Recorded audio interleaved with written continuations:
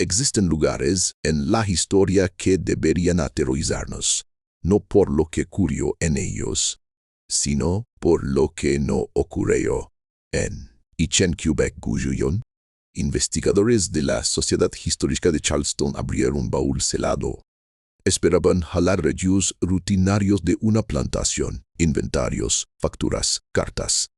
Lo que encontraron, sin embargo, fue algo que los perseguiría el resto de sus vidas.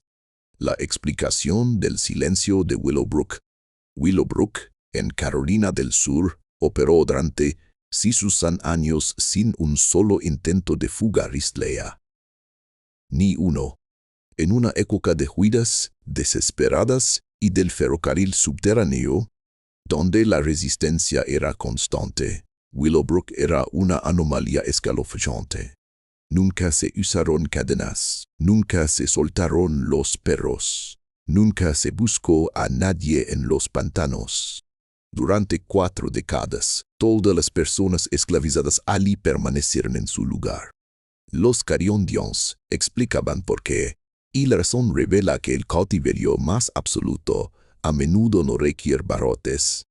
El hombre detrás de Willowbrook, Thomas Vance, legó en 1840 desde Maryland con una obsesión: la eficiencia. Tras años como administrador, había concluido que el sistema de las plantaciones era un despilfarro. Demasiados recursos gastados en control, escribió a su hermano. Observó que el castigo brutal, lejos de quebrar voluntades, podía alimentar la resistencia. Una persona azotada se convertía en un símbolo, una cadena en la prueba de que la fuga era posible. Él proponía algo más siniestro, no un control más duro, sino más inteligente. Crear condiciones donde se controlen a sí mismos. Convencido, Vance compró Eden Lin Lacres, aislados junto al río Ashley. Lo que más le interesaba no era la fertilidad, sino la contención. Pantanos y bosques impenetrables que hicieran del lugar un mundo aparte. Luego dañó los barracones. Formaban un cuadrado perfecto alrededor de un patio central, con ventanas sin postigos y puertas que solo daban a ese espacio abierto.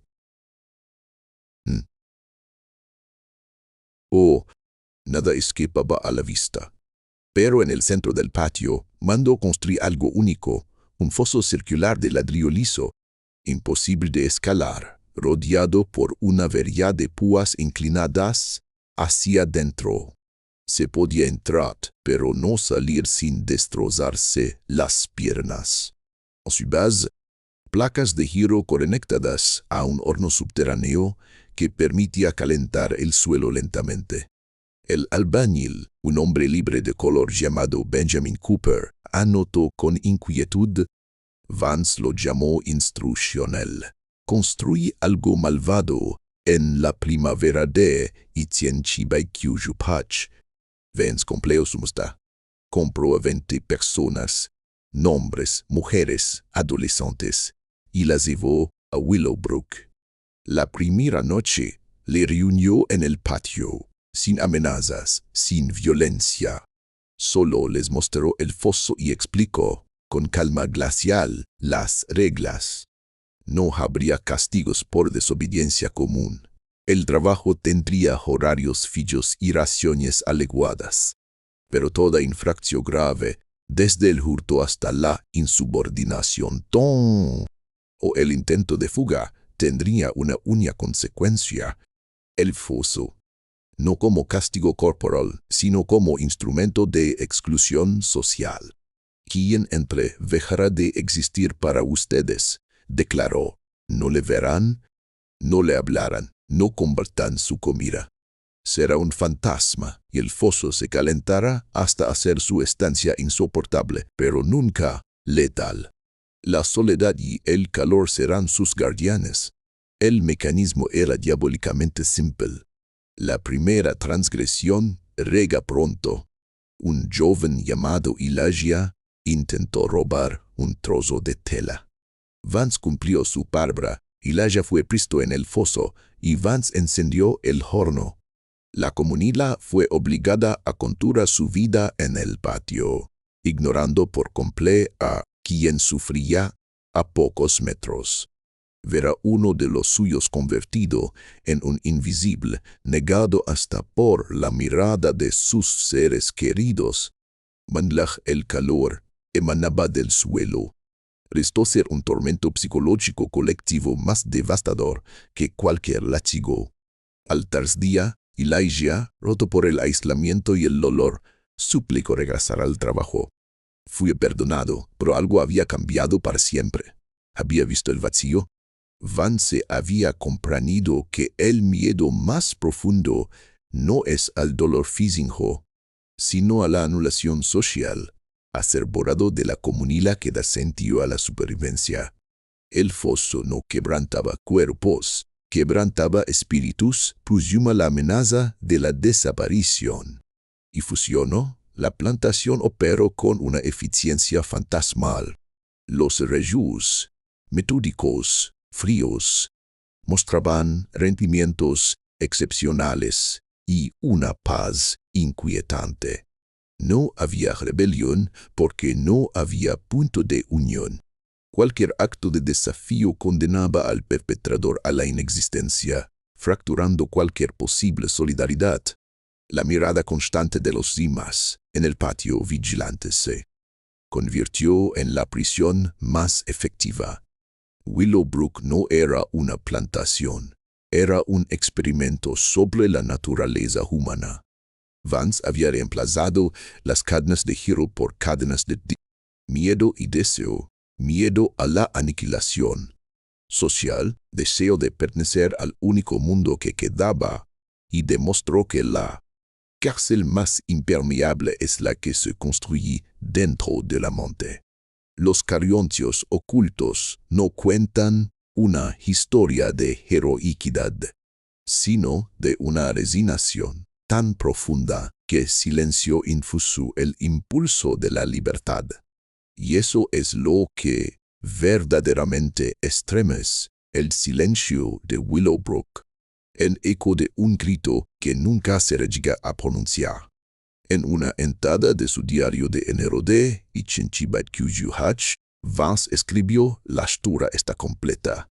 Ahora debo poblarla con cuidado. El primer grupo será el más crítico. Ellos establecerán el tono para todo lo que sigue. Fue arbitraria, sino fríamente calculada. Durante febrero, recorrió los mercados de esclavos de Charleston, interrogando a los vendedores con preguntas inusuales.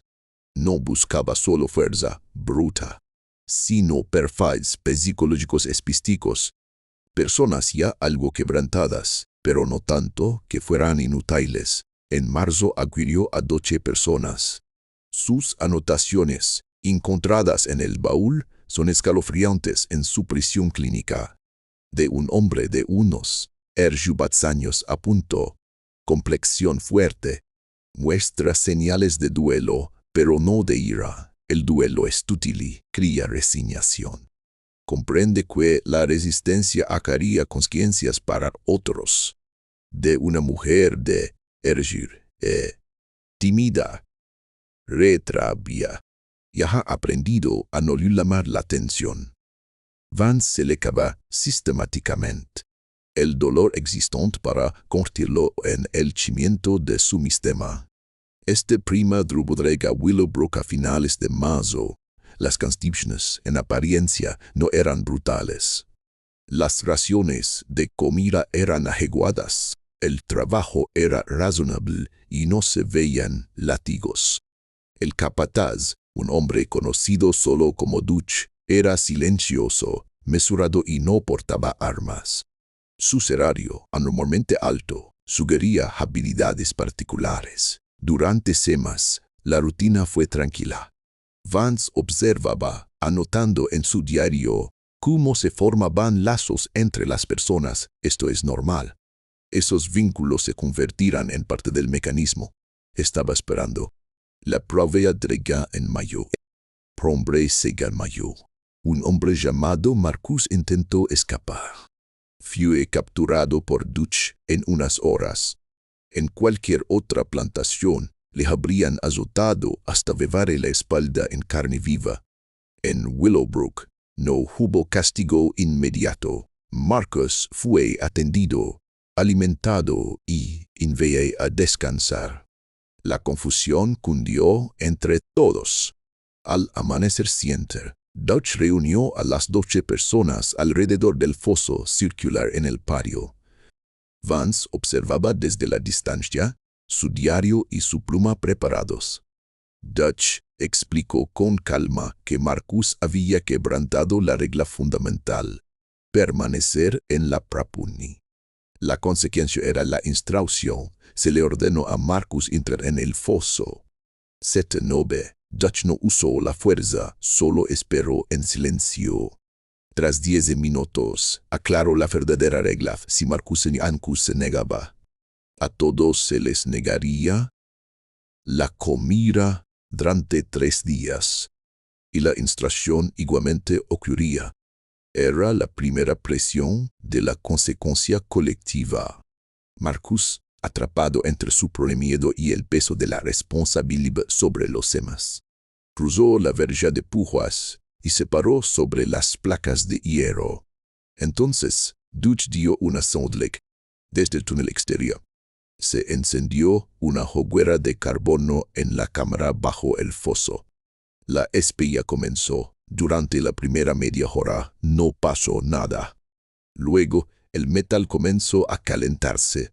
Marcus empezó a mover los pies, un baile involuntario y desesperado. A la hora, el calor era insoportable. A la hora y media, los gritos de dolor llenaron el patio silencioso. Intentó agarrarse a la verja, pero el giro también estaba caliente.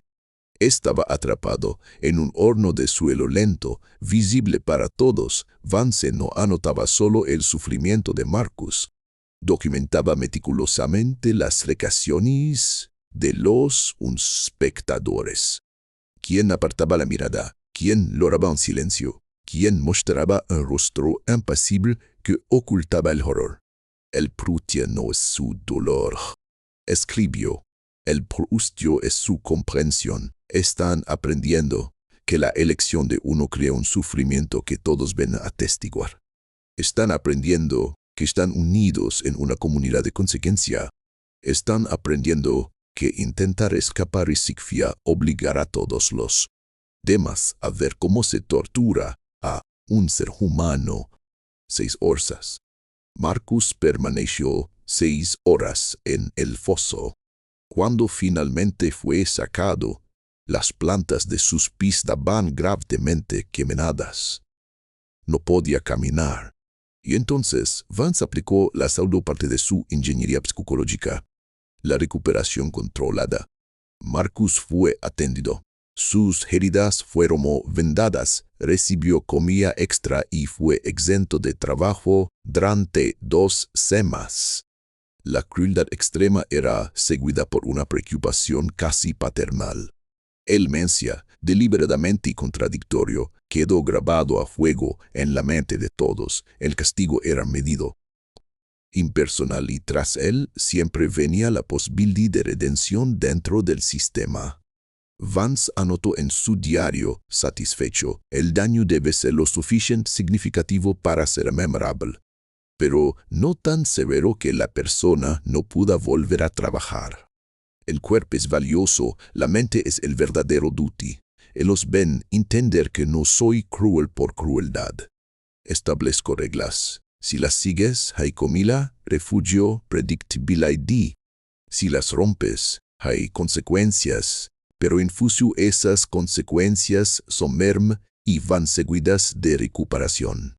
Estoy creando una estructura donde el miedo más profundo no es al látigo, sino a ser el responsable de que los demás presencien este horror.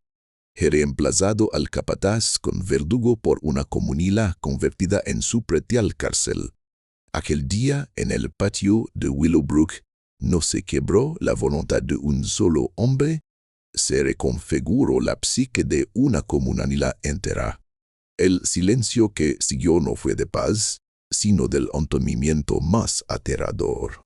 La libertad había dejado de ser una aspiración individual para convertirse en una traición colectiva.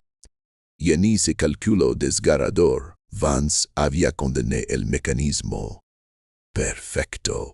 La fuga era ahora imposible, no por los pantanos o los perros, sino por el peso de 12 pares de ojos que recordarían, Torla, para siempre el baile desesperado de Marcus sobre el giro al rojo vivo. La prisión estaba completa, y sus barrotes eran la conciencia de cada uno. El caos y la violencia aleatoria eran contraproducentes, escribió Vance en su diario. Deben creer que la textura es racional, insuficiente, terrible. Tras el castigo de Marcus, la rutina se reinstaló en Willowbrook.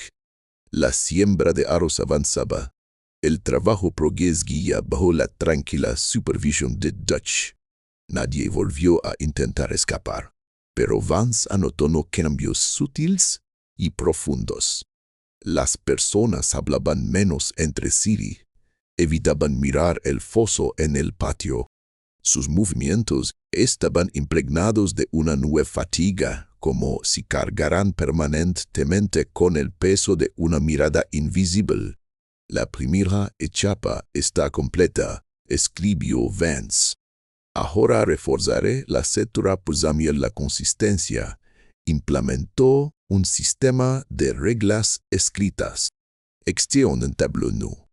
Ecrán simples, completa las tareas asignadas, no abandonar la prapunis, acudir al llamado, no ejercer violencia entre ellos, no dañar la propios. Lo extraordinario no eran las normas, sino su presión inmediata prácticamente inmutable. Cualquier infracción, por mínima que fuera, resultaba en tiempo en el foso. 1 hora por una falta leve, 6 o más por una grave. Pero cada instrucción requeriría que todos los demás fueran testigos.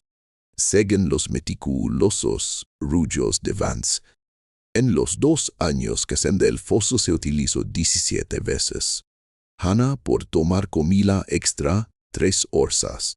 Peter por replicar a Dutch 2 orzas. Ruth por intentar acercarse a la casa principal en push de pincia de su hijo vendido 4 horas. Cada vez la comunidad entera se reunía. Cada vez todos observaban. La lección se grababa a fuego. Tus actos tienen consecuencia que trascienden tu persona. Tus elecciones generan un sufrimiento que tu comunidad debe presenciar. No hay privacidad, no hay escape a la responsabilidad colectiva. Paralelamente, Vance perfeccionó su ingeniería del comportamiento. Llevaba un registro detallado de lo que llamaba métricas de cumplimiento. Cada persona tenía una página en su libro de contabilible, con categorías inquietantes y completo el trabajo asignado sin uno. Habló sin necesidad, si no. Miró a los ojos al capataz, si no. Mostró signos de pensamiento independiente, si no. Esta última calidad era la más reveladora. Vance definió el pensamiento independiente como cualquier acto que insinuara una decisión interna. Dudar antes de una orden, elegir una herramienta distinta, cantar mientras trabajaba. La obediencia perfecta en todas las categorías era recompensada con un bien extra, un trozo de tela, una tarde de descanso. Las recompensas se distribuían en público. Cuando premió el cumplimiento perfecto, anotó, todos ven quién lo merece y quién no. Esto crea una presión interna. Empiezan a vigilarse unos a otros, a resentir quienes, con su incumplimiento, podrían perjudicar al grupo. Los estoy convirtiendo en cómplices de su prole control. Para Ichenbabat, los patronos estaban profundamente arraigados. Las 12 personas originales se habían adaptado de distintas formas. Algunas alcanzaron una obediencia automatizada, sin atisbo de personalidad. Otras mantenían chispas de identidad, pero las ocultaban con sumo cuidado. Nadie que intentaba escapar. El foso, a veces inactivo durante meses, permanece siempre visible en el centro del patio, un recordatorio permanente. Y los visitantes de la OPCA dejaron testimonios perturbadores. Gerald Strauss, dueño de una plantación vecina, escribió en su diario en junio de Itchen-Badbach: la productividad es impresionante, pero el ambiente es profundamente extraño. La gente trabaja eficientemente y sin quejas, pero no hay vida en ellos. En mi plantación hay ruido, cantos, conversaciones, niños jugando. En Willowbrook hay silencio. Hasta los niños parecen apagados. Thomas dice que esto es disciplina adecuada. Yo digo que se siente como la muerte. Otro visitante, el hacendado William Hartford, reconoció en Itchen-Badbach y la eficiencia, pero anotó en una carta: no puedo contarme todos. Hay algo malsano en este lugar. Los trabajadores ya no son personas, son mecanismos. Le pregunté a una mujer por su trabajo y respondió en un tono plano, sin mirarme a los ojos: no mostraré personalidad buena. Vance dijo que eso era exactamente lo que pretendía. Él lo llama eficiencia psicológica. Yo lo llamo la destrucción del espíritu humano. A pesar de estas recauciones, la productividad de Willowbrook era inegable. Varios propietarios intentaron replicar el sistema, construyendo sus propios fosos circulares. Todos fracasaron. El foso solo no bastaba. Lo que hacía funcionar a Willowbrook era la arquitectura completa, la visibilidad total, la responsabilidad colectiva, la consistencia absoluta y la comprensión psicológica que Vance aplicaba a cada detalle.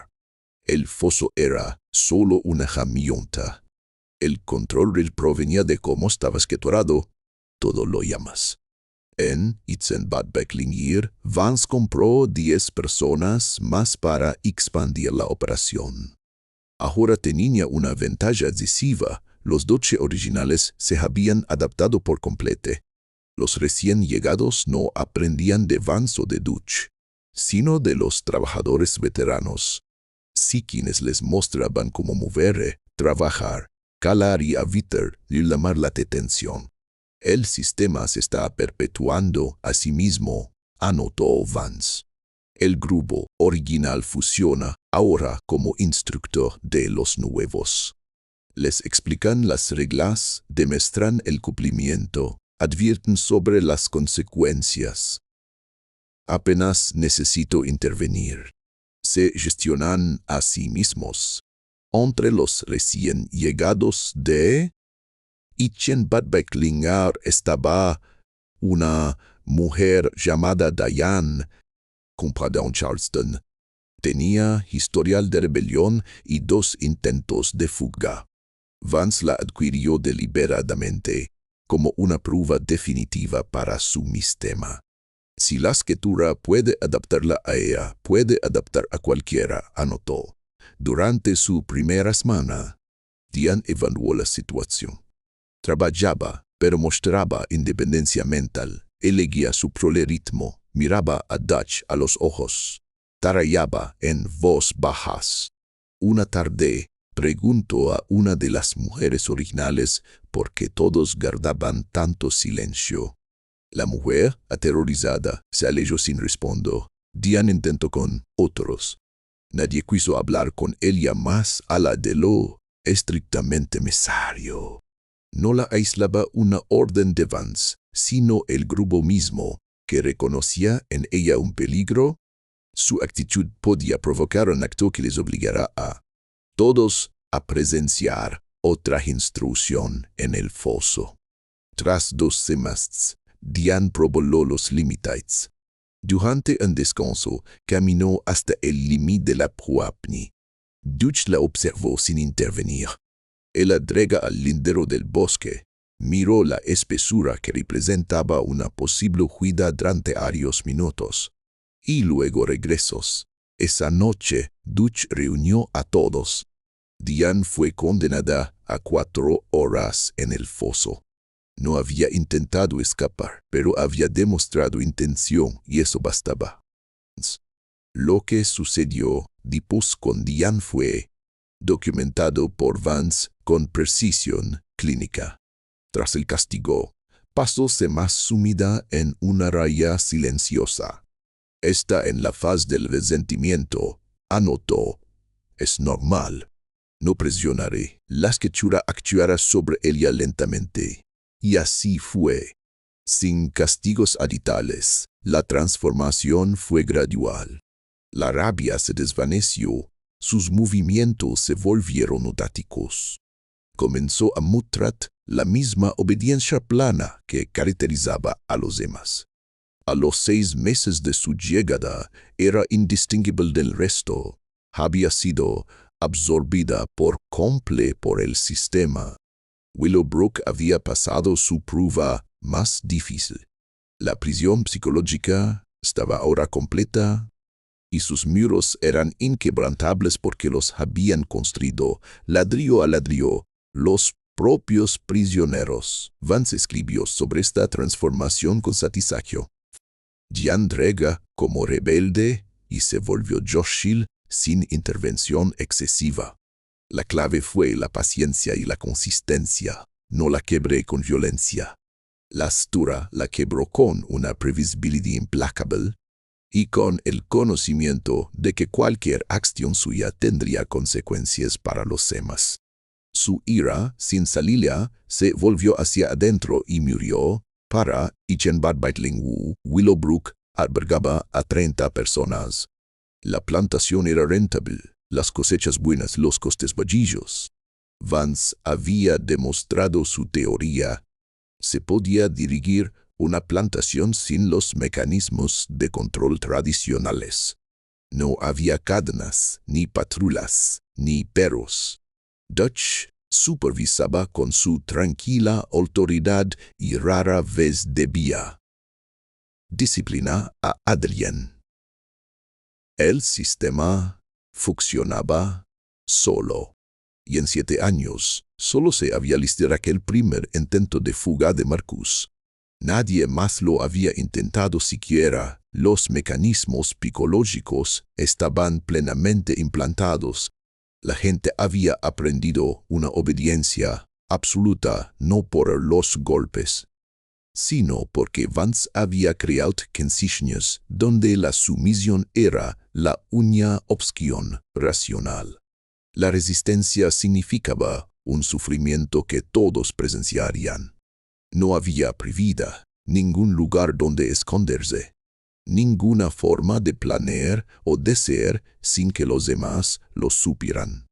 La visibilidad era total, la responsabilidad colectiva agobiante y la previsibilidad absoluta. Seguir las reglas hacía la vida soportable. Romperlas acarreaba consecuencias seguras. Pero Vance comenzó a notar algo más, algo que documentó con creciente inquietud.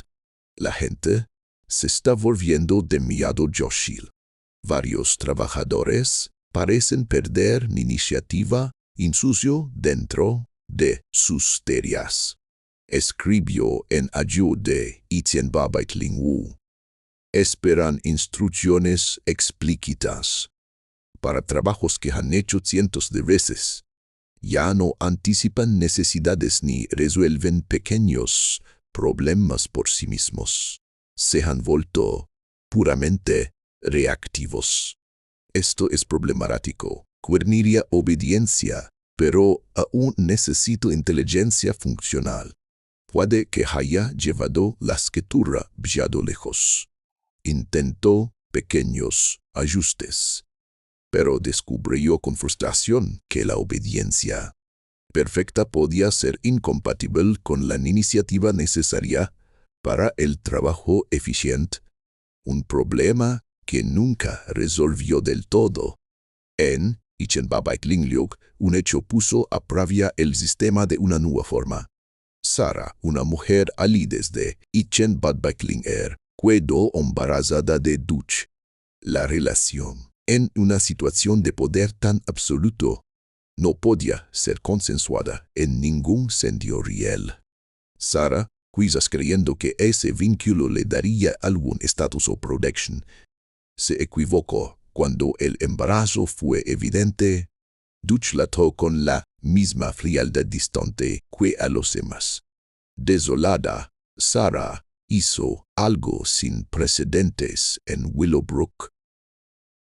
Confrontó a Dutch públicamente, exigiendo que reconociera su paternidad. Fue una violación múltiple de las reglas. Dutch, sin decir palabra, cedió el foso. La instrucción de Sara duró 5 horas. Estaba embarazada. La crueldad fue extraordinaria, infuso para los estándares de la esclavitud. Vance, observando desde la casa principal, anotó en su diario con conflicto: la institución era necesaria para mantener la estructura, pero su condición lo hace problemático. Hay riesgo con que para el embarazo, sin embargo, mostrar clemencia habría socavado la consistencia. Reduce el castigo de 6 a 5 horas. Fue un compromiso que me inquieta. El sistema no quería requerir compromisos. Sara sobrevivió. El embarazo sobrevivió. 3 meses después dio a luz una hija. Dutch nunca reconoció la paternidad. Lo que este episodio reveló fue que, incluso la reproducción, había sido absorbida por el sistema. Los niños nacidos en la propia crecían en esa atmósfera de silencio y visibilidad total. Aprendían desde la cuna que la resistencia tenía consecuencias, que la privacidad no existía, que la obediencia era el único modo de existencia posible. Vance encontró esto fascinante. La segunda generación es mi mayor éxito, escribió en Ichen Babaklingbut. Estos niños no tienen memoria de nada diferente. No puede imaginar la resistencia porque nunca la han visto triunfar, ni siquiera ocurrir con frecuencia. Están siendo moldeados desde el nacimiento por la cestura. Pero también anotó algo inquietante. Los niños parecían demasiado silenciosos, demasiado sumisos. Se mueven por los barracones como pequeños fantasmas, evitando llamar la atención. No muestran curiosidad ni travesuras. Ninguna cualidad típica de la infancia.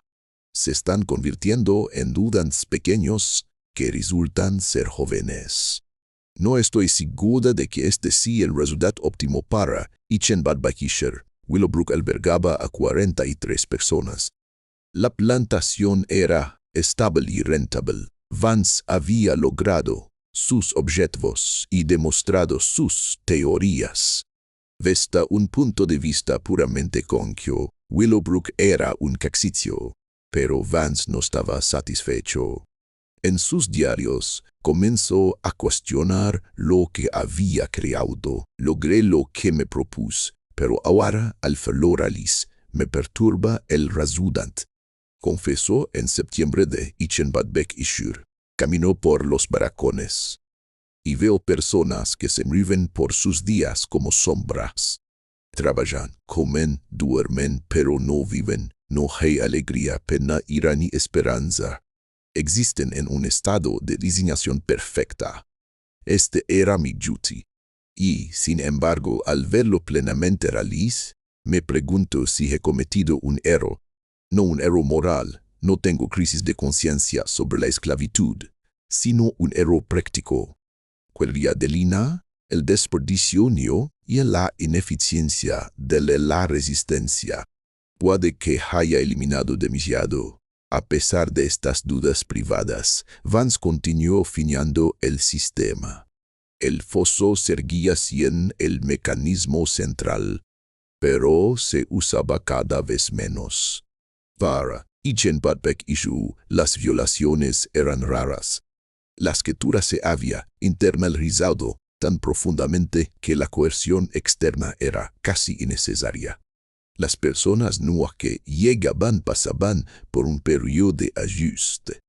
Llegaban con un destello de personalidad, un atisbo de desafío o individualidad. En meses, ese destello se atenuaba, en un año desaparecía.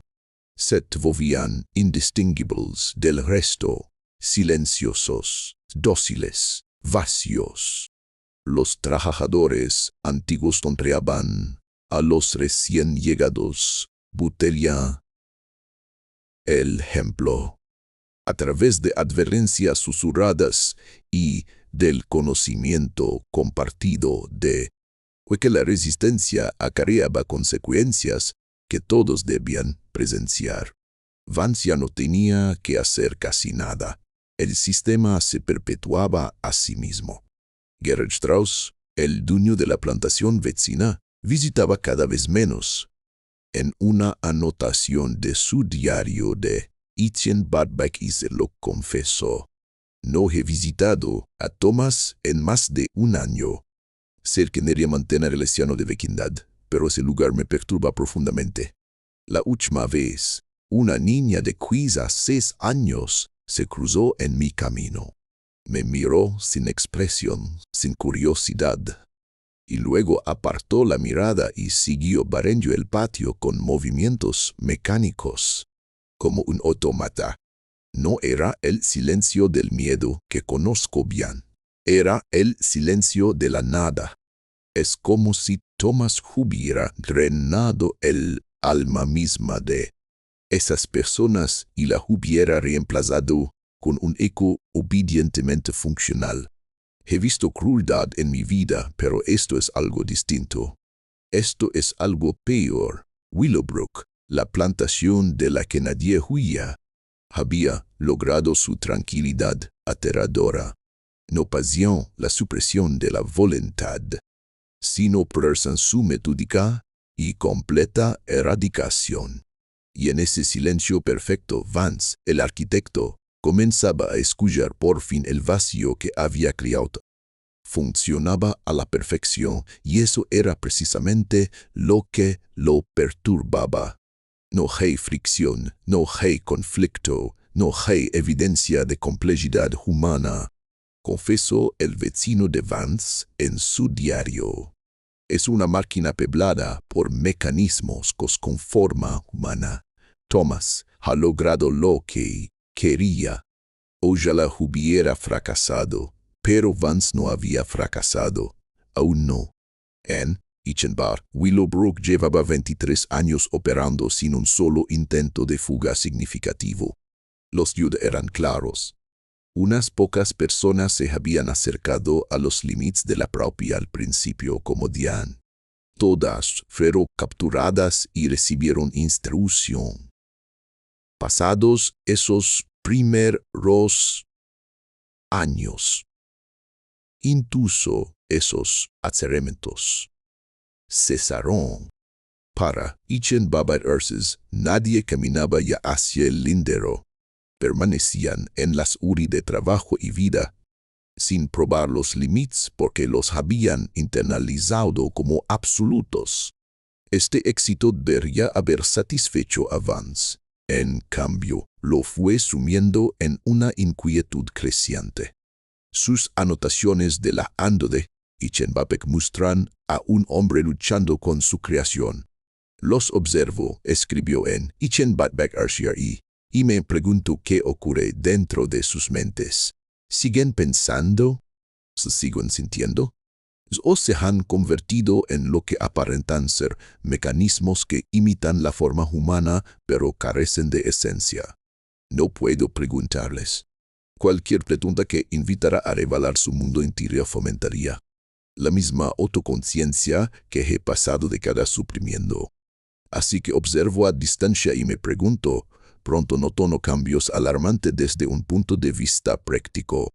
El trabajo se realizaba, pero cada vez más lentamente. Tareas que antes llevaban un día, ahora requerían dos.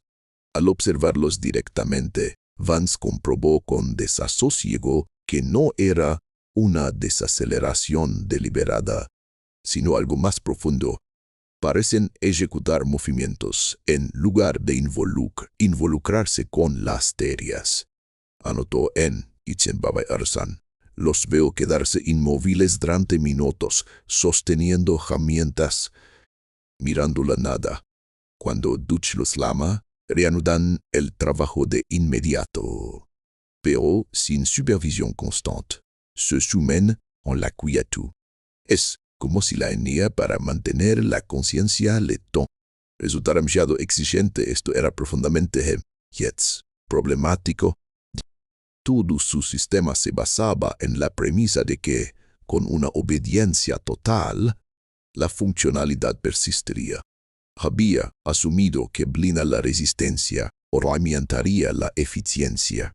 En su lugar, descubría que la resistencia podía también blindar la vitalidad necesaria para trabajar. La gente de Willowbrook, tan sumisa y adaptada, estaba perdiendo el impulso visto para actuar. Intentó varias intervenciones, reducir horas, orientar las raciones, introducir recompensas. Nada revertía la tendencia. Los trabajadores se retiraban lentamente hacia dentro de sí mismos. En Ichenbatbak Erjeu, varias personas murieron en un corto lapso, sin causa médica aparente. El médico que Vance trajo de Charleston examinó los cuerpos y escribió en su informe: estos individuos parecen haber muerto por lo que solo puedo describir como un fracaso de la voluntad de vivir. Sus órganos no mostraban enfermedad, pero simplemente dejaron de intentar controlarla. He visto esto ocasionalmente en caso de melancolía profunda, pero nunca en múltiples individuos a la vez. Sugiere un factor ambiental en Willowbrook que afecta el equilibrio de la mente. Vance, lo suficientemente perturbado, escribió a su hermano por primera vez en años. He creado una obediencia perfecta, confesó en diciembre de Ichenbatbahizeru, pero parece que hay un precio. Mi gente muere no por enfermedad o violencia, sino por algo más, una especie de colapso interno. Están tan profundamente resignados que han perdido el instinto visto de supervivencia. Trabajan porque Duch se lo ordena. Comen porque se les proporciona comida. Pero no tienen motivación interna, ni una chispa de deseo por nada. Y en algunos casos, esa ausencia de deseo se extiende incluso al deseo de seguir viviendo. No sé cómo revertir esto. La respuesta de su hermano fue fría y cortante. Has cosechado lo que sembraste, Tomás. Te advertí que tus teorías eran peligrosas. Trataste a seres humanos como mecanismos por perfeccionar. Has aprendido que los humanos no pueden ser perfeccionados de esta manera sin destruir lo que los hace humanos. No tengo consejo para ti. Solo puedo decir que me alegro de no haber seguido tu camino. Vance estaba solo. Intentó desesperadamente, en los últimos años de la década de Ichenbatbak Ars preservar el sistema mientras restauraba cierta funcionalidad. Suprimió reglas, dejó de usar el foso, llevaba más de 3 años sin usarse. Introdujo pequeñas libertades y esquionos. Nada funcionó, las personas condicionadas tan profundamente no podían responder a la libertad ni siquiera cuando se les ordecía. Sin instrucciones, simplemente se quedaban quietas, esperando. Los niños nacidos a mediados de los años 20 estaban aún más afectados. Crecieron en una atmósfera de silencio y resignación, tan absoluta que parecían apenas conscientes. Los niños más nuevos no hablan en absoluto, anotonó Vance en Itzenbatbek y Jubach. No es que no podían, son físicamente capaces, pero nunca aprendieron que hablar era posible o necesario. Intenté animar a una niña de unos 5 años a hablar ofreciéndole recompensas. Me miró sin comprensión. Era como si el concepto de habla voluntaria no existiera en su mente. Este era el fracaso definitivo de su sistema. Había creado condiciones tan opresivas que la adaptación, cuestión para ser personas, se reconvirtieron en mecanismos reactivos, y los niños nacidos en ese entorno nunca desarrollaron una vida interna. Nunca aprendieron a ser individuos conscientes. La plantación entró en declive durante la Hanayo de Ichenbatbaiksanshi. La productividad cayó año tras año. Más personas murieron de esa misma manera misteriosa. Los médicos que consultó no encontraban cosas físicas. El más lúcido, un médico de Charleston, que visitó Willowbrook en Itzenbatbaik-Saint-Juit, escribió a Vance, creo que la condición es psicológica. Su gente ha sido sometida a consignos que eliminan toda esperanza, toda agencia, toda posibilidad de autodeterminación durante tanto tiempo que sus mentes, en esencia, se han apagado. Experimentan lo que algunos filósofos lo llaman una muerte del alma que precede a la muerte del cuerpo. Una vez que el alma ha muerto, el cuerpo suele seguir, aunque no haya enfermedad física. No sé cómo tratar esto. La única cura sería restaurar la esperanza y la agencia. Pero quienes han vivido sin ellas durante décadas pueden haber perdido la capacidad de reconocerlas. Incluso si se les ofrecen, van supo que era verdad. A mediados del andado de Itzenbatbaik-Saint-Georges, esto que su gran experimento había fracasado a largo plazo. Logró la obediencia perfecta, pero descubrió que esta no era compatible con el funcionamiento humano sostenido. El sistema funcionó durante décadas, pero lo hizo borrando lentamente la conciencia de todos los atrapados en él. Y una vez completado ese borrado, el sistema no podía mantenerse, porque requería personas que funcionaran como trabajadores, y las personas borradas ya no podían trabajar de manera efectiva. En sus últimos años, Vance se volvió cada vez más aislado. Escribía en sus diarios, documentando la decadencia, analizando el punto de fallo de sus teorías. En una entrada de Itzenbatbaik-Saint-Juit, 2 años antes de su muerte, reflexionó: me propuse demostrar que las condiciones adecuadas podían crear una obediencia perfecta. Lo demostré, pero también demostré que la obediencia perfecta crea un problema diferente. Los humanos no son mecanismos, no pueden perfeccionarse solo con control. Necesitan cierto grado de agencia, una chispa de voluntad, una razón para control. Eliminé esas cosas en pos de la eficiencia. Creé una población de personas que obedecían a la perfección, pero que existían solo como cáscaras vacías. Mi cita funcionó demasiado bien. Fue eficaz más allá de mis expectativas y distractivo más allá de mis temores. Nunca expresó remordimiento moral. Su pesar era puramente puretéctico. Había fallado en crear el sistema perpetuamente eficiente que imaginó.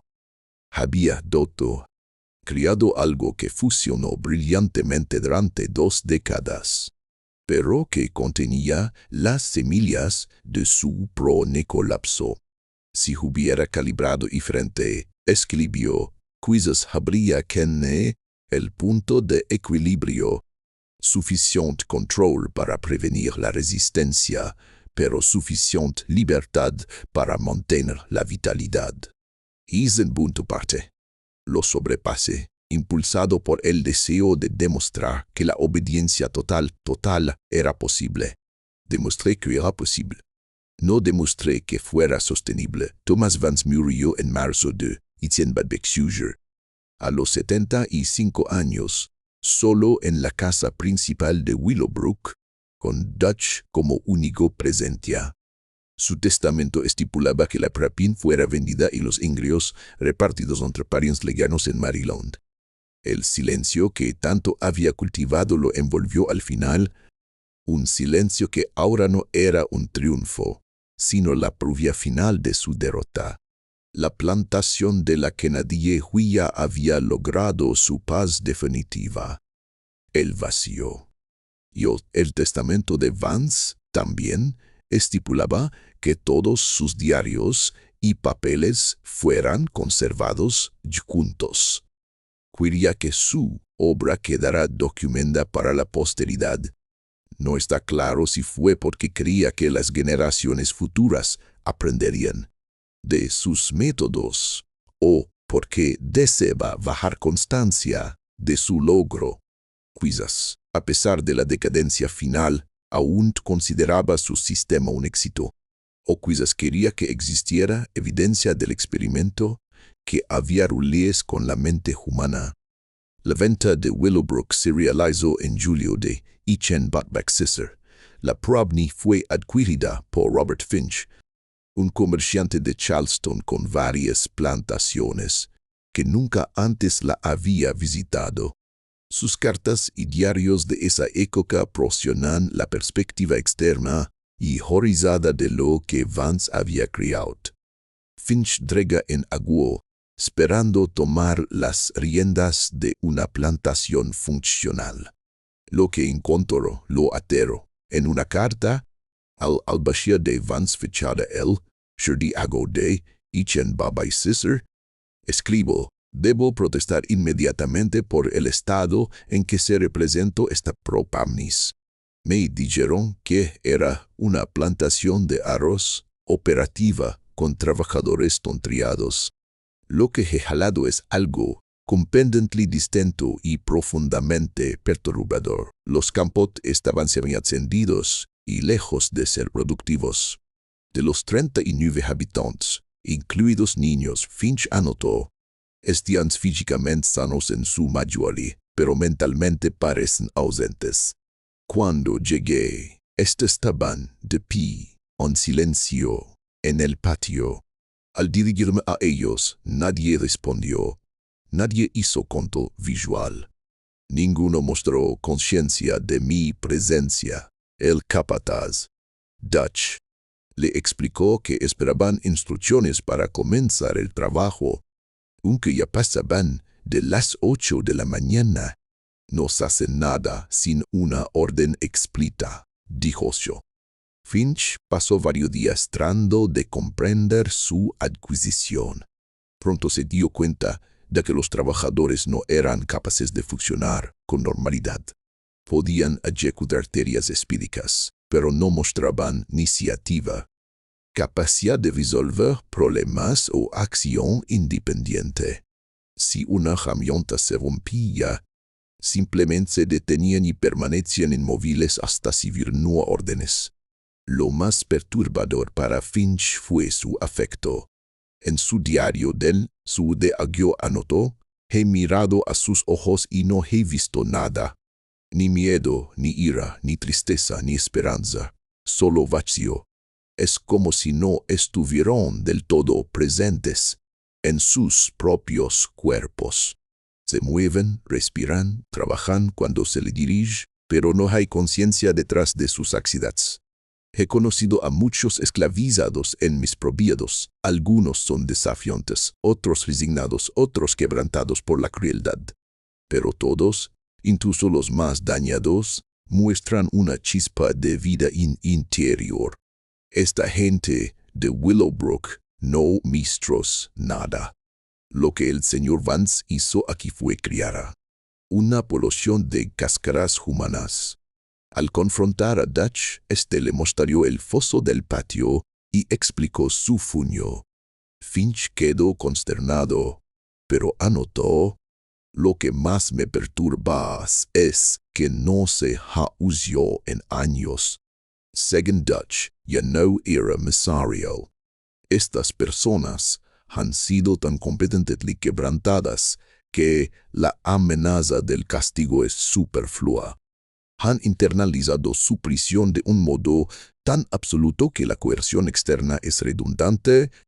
Finch intentó operar Willowbrook durante 18 meses. Reemplazó a Dutch por un capataz tradicional, introdujo condiciones de trabajo normales. Intentó involucrar a los trabajadores para provocar una respuesta.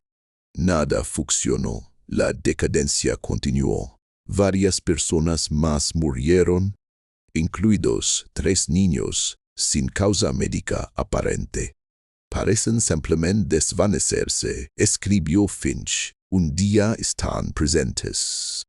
Al siguiente se sientan inmóviles, rechazan comida y bebida, y a los pocos días mueren. Es como si hubieran decidido colectivamente dejar de existir. A principios de Juni, Finch decidió abandonar la empresa. Vendió a los trabajadores por separado y rápidamente, asumiendo una gran plesia financiera. En una carta a un socio manual explicó: no puedo, en conciencia, mantenerlos juntos, ni seguir intentando operar este lugar maldito. Lo que estas personas necesitan, yo no puedo proporcionarlo. Quizás, si se sepa y se le lleva a otras plantaciones con condiciones normales, algunos podrían recuperarse. Las personas de Willowbrook fueron subastadas en Charleston en marzo de 1961. Los recaudos de Finch, que sobrevivieron, muestran un panorama fragmentario de su sorto. La mayoría no tuvo un buen final. Sus nuevos dueños descubrieron rápidamente que estaban dañados. De un modo que los hacía casi inútiles. Podían furlar arterias simples y repetitivas, bajo supervisión constante, pero carecían por completo de iniciativa o juicio. Varios propietarios se quejaron por carto. Uno escribió: el hombre que compre se queda inmóvil, a menos que se le den instrucciones explícitas. No habla salvo para responder preguntas directas de la manera más breve. No muestras personalidad, emoción ni evidencia de pensamiento. En 20 años como dueño de esclavos, nunca había conocido a nadie en esta condición. Finch respondió a todas las quejas con la misma carta fría. Y los vendí tal como los encontré. Las ventas son definitivas. Nunca explicó lo que había sucedido. Unos pocos, principalmente aquellos que habían estado menos tiempo en Willowbrook, llevados allí a mediados de la año de Bexanger, mostraron signos de recuperación gradual. Una mujer llamada Rachel, vendida a una plantación en Georgia, comenzó a mostrar personalidad con el tiempo. Su nuevo dueño anotó en su diario en octubre de 1961, ha comenzado a hablar más libremente con las otras mujeres. Ocasionalmente sonríe, algo que no había visto antes. Aún tiene dificultades para tomar decisiones, pero está mejorando. Es como si estuviera reaprendiendo a ser persona, pero estos casos fueron raros. La mayoría nunca se recuperó. Existieron durante meses o años en sus nuevas ubicaciones. Realizado un trabajo animal sin compromiso con la vida hasta que murieron. La tasa de mortalidad entre los ex-residentes de Willowbrook fue extraordinariamente alta. En 5 años, más de la mitad había fallecido, la mayoría sin causa identificable más allá de lo que Los médicos llamaron melancolía o fracaso para progresar. Los niños fueron los más afectados. Habían crecido en un entorno tan profundamente anormal que nunca desarrollaron habilidades social o cognitivas normales. Separados del único mundo que conocían, aunque fuera profundamente tóxico, no pudieron adaptarse. Varios murieron meses. Otros sobrevivieron, pero permanecieron en un estado de daño del desarrollo por el resto de sus vidas. Un dueño describió en Ichen Baba exigió a un niño de unos 7 años como una criatura con forma de niño, pero sin ninguna de sus capacidades. No habla, no juega, no interactúa. Realiza tareas simples si se le muestra exactamente qué hacer, pero no aprende nada nuevo. Es como si su mente hubiera dejado de desarrollarse hace años y no pudiera reiniciarse. Estos testimonios, dispersos en rujut y diarios de varias plantaciones, pintan el cuadro del daño a largo plazo causado por el sistema de Vance. Había criado consignas tan psicológicamente opresivas que el daño fue permanente. Incluso al ser liberados de aquella estructura, incluso al ser colocados en entornos comparativamente menos controlados, la mayoría no pudo recuperarse. La prisión que Vance construyó no tenía barrotes visibles, pero sus muros, internalizados, demostraron ser los más permanentes de todos. La verdad que revelaron los cargamentos ocultos fue esta: el control perfecto no produce obedientes productivos, produce en un pentlinsta fantasmas en vida, y un silencio que perdura mucho después de que el arquitecto se haya ido. ¿Veis? La prisión psicológica que Vance construyó continuó, conteniéndolos, incluso cuando el lugar frío dejó de existir. La propiedad permaneció vacía varios años. Finch no quiso volver y no encontró comprador para una tierra con tan mala reputación. Se había extendido la idea de que Willowbrook estaba maldita, aunque nadie comprendía la verdadera dimensión de lo húrido. En Chichenpot, el terreno se vendió con un gran descuento a una maderera que desconocía su historia. Los edificios fueron demolidos, los barracones derribados, el foso rellenado y el terreno nivelado. Plantaron pinos. En una canuta no quedó evidencia visible que Willowbrook hubiera existido jamás. Pero los carugioncios sobrevivieron. Los diarios de Vance, su correspondencia, los meticulosos rellenos de su sistema, todo fue embalado en un baúl por el Basia y donado a la Sociedad Histórica de Charleston. El baúl, etiquetado simplemente Registros de la Plantación Vance, Ichen Chibai Yojini Fu Ichen Babai Sisser, quedó estañado en un depósito sin abrir durante más de un siglo. Cuando los investigadores examinaron su contenido en Ichen Cubat Ujisium, no estaban preparados para lo que encontraron. La historiadora Margaret Denton, jefa del equipo, describió la experiencia en una carta. Abrimos el baúl esperando resultados rutinarios. Lo que jalamos fue el relato detallado de una tortura psicológica sistemáticas, perfeccionada durante décadas. Vance documentó todo: sus teorías, sus métodos, los mecanismos de control, los resultados. Escribió sobre destruir mentes humanas como si describiera técnicas agrícolas. Es la colección de carumiencios más perturbadora que Hecandent, los chivos fero restringidos. Solo unos pocos investigadores tuvieron accesión en las décadas que psicólogos que los estudiaron reconocieron principios que luego se identificarían en el estudio de la indefensión aprendida y el control totalitario. Historiadores vieron reflejados elemento de otros sistemas de opresión. Pero nadie quiso dar publicidad al trabajo de Vance, temiendo que pudiera servir como manual para futuras crueldades. En la bando de Itzen Kubak Ninager, el profesor de psicología Daniel Rosenthal escribió un artículo basado en los caviontios.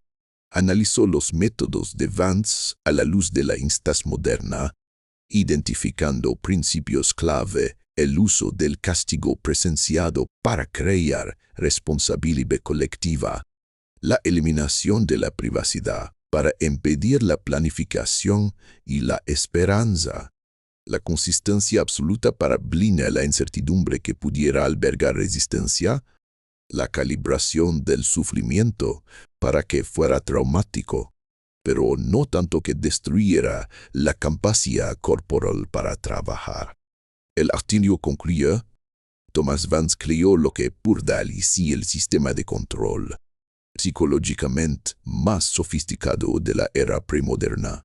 Comprendió, ya fuera por intuición o experimentación, cómo encarcelar a las personas no por encima restricción física, sino a través de un condicionamiento psicológico. Su sistema funcionó brillantemente durante 2 décadas. Su fracaso final no se debió a fallos en los principios psicológicos, sino a que los llevó demasiado lejos, descubriendo que hay un límite en cuanto se puede comprimir la mente humana antes de que deje de funcionar por completo. El artículo se publicó en una revista académica especializada y tuvo pocos lectores. Rosenthal recibió críticas de colegas que consideraban que se estaba prestando demasiada atención a un sistema que debería olvidarse. Él respondió: no podemos olvidar lo que no comprendemos. El sistema de Vance es horroroso, pero sistemas basados en principios similares existen a lo largo de la historia y hasta el presente. Entender cómo funcionan no es lo mismo que condonarlos. Es necesario si queremos reconocerlos y resistirlos. Los caviontios siguen hoy en los archivos de la Sociedad Histórica de Charleston, disponible para investigadores que los soliciten, aunque pocos los hacen. La colección completa nunca se ha publicado. La mayoría de los historiadores que conocen la historia de Willowbrook se sienten suficientemente perturbados con el resumen como para no querer leer la documentación detallada. Pero los curiosos existen.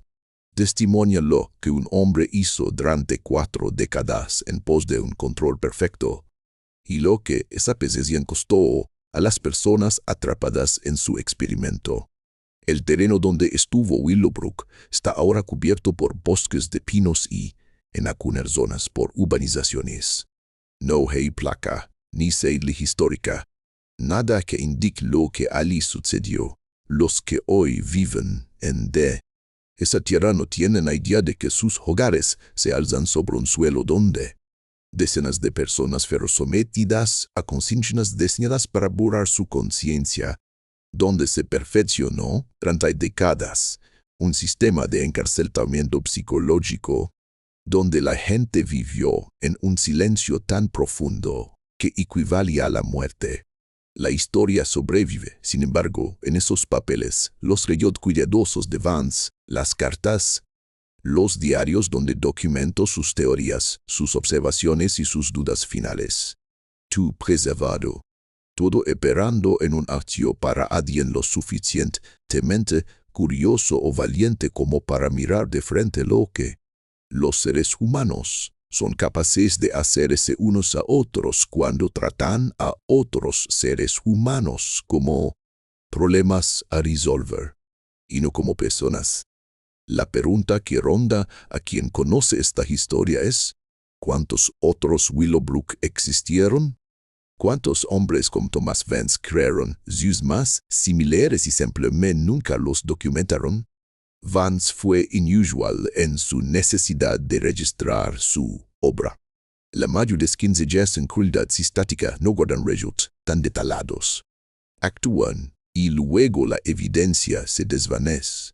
Y más allá de la pregunta histórica, hay una presente.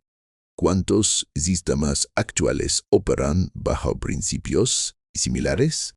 Lugares donde se controla a las personas, no aproxima la fuerza visible, sino manipulando la esperanza, el miedo y la responsabilidad colectiva, donde se elimina la privacidad y se vigila el comportamiento constantemente, donde la obediencia se recompensa y la resistencia insta consecuencias dañadas para traumatizar a comunidades enteras, donde la jaula no está en los muros, sino en la destrucción metódica de la capacidad de imaginar que la vida podría ser irrelevante antes demuestra algo terrible.